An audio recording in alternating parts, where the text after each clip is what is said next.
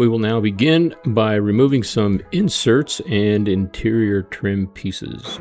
And we are going to remove both the forward and rearward floor covers from the cargo area and set them aside. Next, we are going to remove the rear hatch threshold trim. This piece is held in place with spring clips. Using your fingers or a trim tool, grip the underside of the trim and pull straight upward until the clips release, and then set this trim piece aside. It will be reinstalled later. Now we are going to remove the left and right side trim covers, as you see here. These are also secured with spring clips. Carefully lift straight upward from the underside until the clips release. Remove one side, then repeat on the other, and set these pieces aside as they also will be reinstalled. Locate the sub-trunk tub insert. At the forward edge, you will find areas where the tub is attached using hook and loop or Velcro style fasteners. Go ahead and release that Velcro style fastener on both sides and then lift the tub insert straight up and out of the sub-trunk area. You will now notice a divider panel that sits in front of that tub insert. Okay, first of all, we need to locate the two factory bolts that are positioned at the forward corners of that sub-trunk area. Using a 13mm socket or wrench, remove both bolts as you see here. Do not discard these bolts, they will be reused. Next, insert those bolts through the slotted strap anchor brackets as you see here, and then reinstall them into their original mounting points. Before tightening, slide the brackets inward toward the center of the sub-trunk area as shown here. Hold each bracket in position and fully tighten both bolts until snug.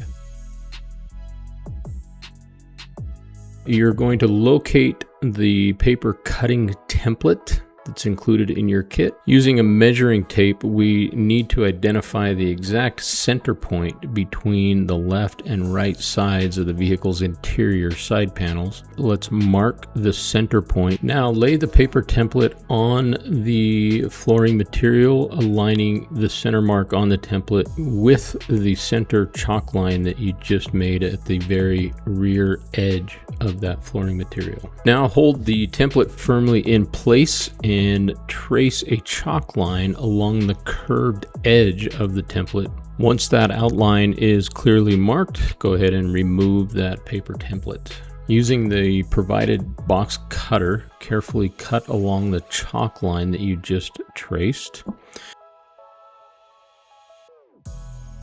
At the rear section of this sub-trunk area, you will notice a factory bolt located in the center position. Using the provided Allen wrench, remove this bolt. Now use the wrench with the bolt attached to place the bolt into the deep slot on top of the main support unit, guiding it into the recessed mounting slot. Tighten the bolt securely to ensure the main support unit is firmly anchored. Next, feed the buckle straps through the slots in the brackets and then leave them loose for now.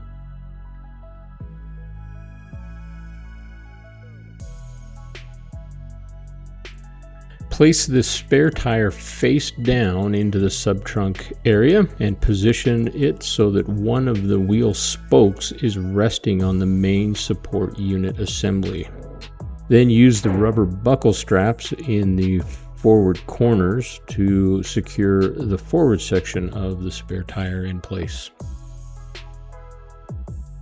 Set the wheel clamping unit over the back side of the wheel spoke, aligning the clamping loops with the main support unit. Secure the wheel using the side clamps and adjusting them as needed until the tire is held firmly in place.